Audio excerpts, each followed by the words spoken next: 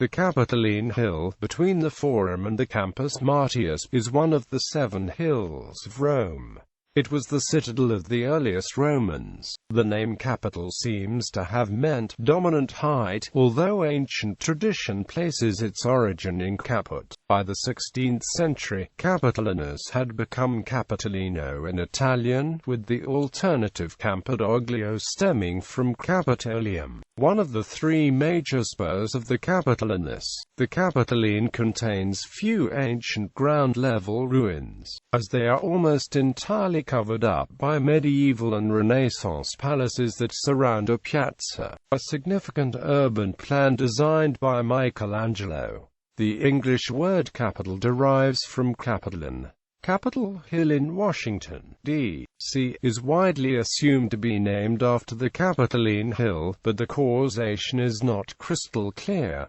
Ancient history. At this hill, the Sabines, creeping to the citadel, were let in by the Roman maiden Tarpeia. For this treachery, Tarpeia was the first to be punished by being flung from a steep cliff overlooking the Roman Forum. This cliff was later named the Tarpeian Rock after the Vestal Virgin, and became a frequent execution site. The Sabines, who immigrated to Rome following the rape of the Sabine women, settled on the Capitoline.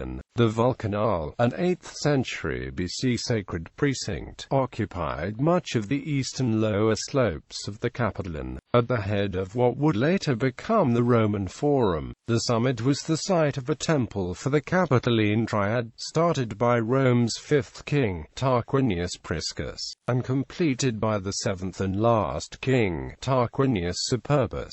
It was considered one of the largest and the most beautiful temples in the city. The city legend starts with the recovery of a human skull when foundation trenches were being dug for the Temple of Jupiter at Tarquin's order. Recent excavations on the Capitoline uncovered an early cemetery under the Temple of Jupiter. There are several important temples built on Capitoline Hill: the Temple of Juno Monitor, the Temple of Virtus, and the Temple of Jupiter Optimus Maximus Capitolinus.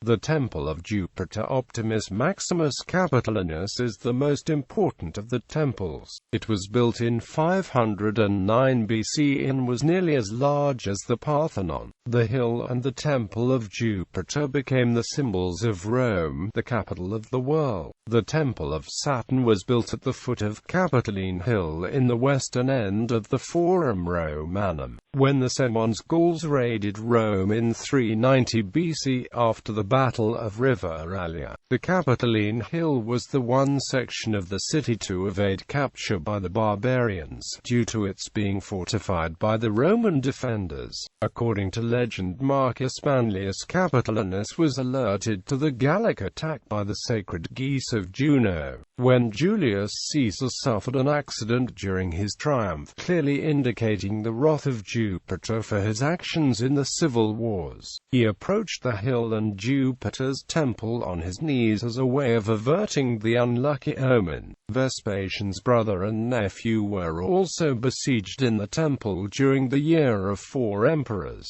The Tabularium, located underground beneath the piazza and hilltop, occupies a building of the same name built in the 1st century BC to hold Roman records of state. The Tabularium looks out from the rear onto the Roman Forum. The main attraction of the Tabularium, besides the structure itself, is the Temple of Veovis. During the lengthy period of ancient Rome, the Capitoline Hill was the geographical and ceremonial center. However, by the Renaissance, the former center was an untidy conglomeration of dilapidated buildings and the site of criminal executions. Medieval history. The Church of Santa Maria in Araceli is adjacent to the square, located near where the ancient arx, or citadel, atop the hill it once stood. At its base are the remains of a Roman insula, with more than 4 stories visible from the street. In the Middle Ages, the hill's sacred function was obscured by its other role as the center of the civic government of of Rome. Revived as a commune in the 11th century, the city's government was now to be firmly under papal control, but the Capitoline was the scene of movements of urban resistance,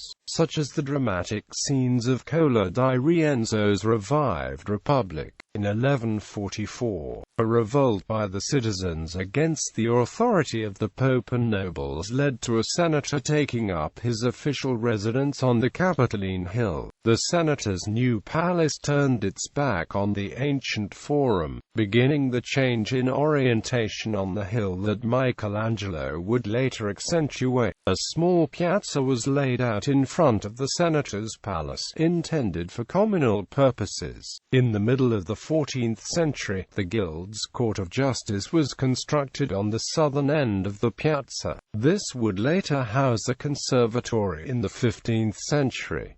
As a result, the piazza was already surrounded by buildings by the 16th century. Michelangelo, the existing design of the Piazza del Campidoglio and the surrounding palazzi was created by Renaissance artist and architect Michelangelo Buonarroti in 1536 to 1546. At the height of his fame, he was commissioned by the Farnese Pope Paul III, who wanted a symbol of the new Rome to impress Charles V, who was expected in 1538. This offered him the opportunity to build a monumental civic plaza for a major city as well as to re-establish the grandeur of Rome. Michelangelo's first designs for the piazza and remodeling of the surrounding palazzi date from 1536. His plan was formidably extensive. He accentuated the reversal of the classical orientation of the Capitoline, in a symbolic gesture turning Rome's civic center to face away from the Roman Forum and instead in the direction of Papal Rome and the Christian Church in the form of St. Peter's Basilica. This full half-circle turn can also be seen as Michelangelo's desire to address the new, developing section of the city rather than the ancient ruins of the past. An equestrian statue of Marcus Aurelius was to stand in the middle of the piazza set in a paved oval field. Michelangelo was required to provide a setting for the statue and to bring order to an irregular hilltop already encumbered by two crumbling, medieval buildings set at an acute angle to one another. The Palazzo del Senatore was to be restored with a double outer stairway, and the campanile moved to the center axis of the palace. The Palazzo.The Conservatory was also to be restored, and a new building, the so-called Palazzo Nuovo, built at the same angle on the north side of the piazza to offset the conservatory, creating a trapezoidal piazza. A wall and balustrade were to be built at the front of the square, giving it a firm delineation on the side facing the city. Finally, a flight of steps was to lead up to the enclosed piazza from below, further accentuating the central axis. The sequence, Coordinata Piazza and the central palazzo are the first urban introduction of the cult of the axis that was to occupy Italian garden plans and reach fruition in France. Executing the design was slow. Little was actually completed in Michelangelo's lifetime, but work continued faithfully to his designs and the Campidoglio was completed in the 17th century, except for the paving design, which was to be finished 3 centuries later. Piazza. The bird's-eye view of the engraving by Etienne Dupérac shows Michelangelo's solution to the problems of the space in the Piazza del Campidoglio. Even with the new facades centering them on the new palazzo at the rear, the space was a trapezoid, and the facades did not face each other squarely. Worse still, the whole site sloped. Michelangelo's solution was radical. The 3 remodeled palazzi enclose a harmonious trapezoidal space, approached by the ramped staircase called the Coordinata. The stepped ramp of the Coordinata was intended, like a slow-moving escalator, to lift its visitors toward the sky and deposit them on the threshold of municipal authority. Since no perfect forms would work within the dimension of the plaza, his apparent oval in the paving is actually egg-shaped, narrower at one end than at the other. The oval shape combined with the diamond pattern within it was a play on the previous Renaissance geometries of the circle and square. The travertine design set into the paving is perfectly level. Around its perimeter, low steps arise and die away into the paving as the slope requires. Its center springs slightly, so that one senses that each is standing on the exposed segment of a gigantic egg, all but buried at the center of the city, at the center of the world. As Michelangelo's historian Charles Tertolini pointed out, an interlaced 12-pointed star makes a subtle reference to the constellations revolving around this space called caput mundi, Latin for head of the world. Quote, "This paving design was never executed by the popes, who may have detected a subtext of less than Christian import, but Benito Mussolini ordered the paving completed to Michelangelo's design in 1940.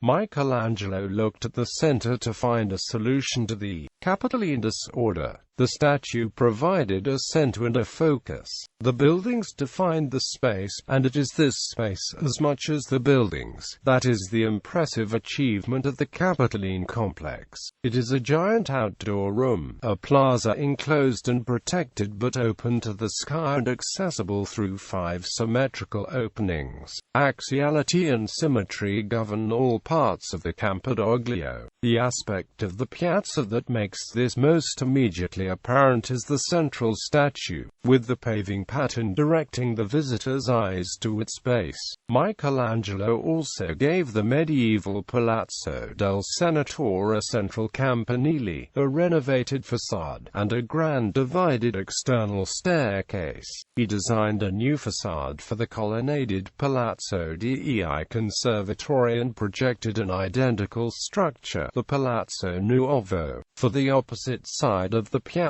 On the narrow side of the trapezoidal plan, he extended the central axis with a magnificent stair to link the hilltop with the city below. Marcus Aurelius in the middle, and not to Michelangelo's liking, stood the original equestrian statue of the Emperor Marcus Aurelius. Michelangelo provided an unassuming pedestal for it. The sculpture was held in regard because it was thought to depict Emperor Constantine, the first Christian emperor. The bronze now in position is a modern copy. The original is in the Palazzo.The Conservatory nearby. Palazzi. He provided new fronts to the 2 official buildings of Rome's civic government, the Palazzo.The Conservatory, the Senatorio, and finally the Nuovo. Michelangelo designed a new facade for the dilapidated Palazzo.The Conservatory, and he designed the Palazzo Nuovo to be a mirror complement, thereby providing balance and coherence to the ragged ensemble of existing structures. The building of these 2 buildings were carried out after his death under the supervision of Tommaso Cavalieri. The sole arch motif in the entire Campidoglio design is the segmental pediments over the windows, which give a slight spring to the completely angular vertical-horizontal balance of the design. The 3 palazzi are now home to the Capitoline museums.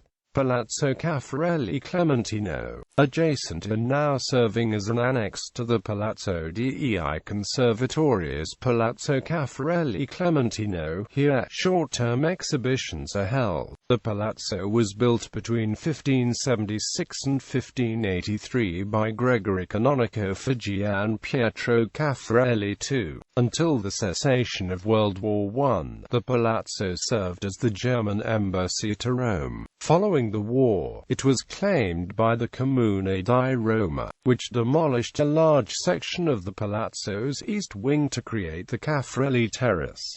Palazzo.The Conservatory. The Palazzo.The Conservatory was built in the Middle Ages for the local magistrate on top of a 6th century BC temple dedicated to Jupiter. Maximus Capitolinus. Michelangelo's renovation of it incorporated the first use of a giant order that spanned 2 stories. Here were the range of Corinthian pilasters and subsidiary Ionic columns flanking the ground floor loggia openings and the second-floor windows. Michelangelo's new portico is a reinvention of older ideas.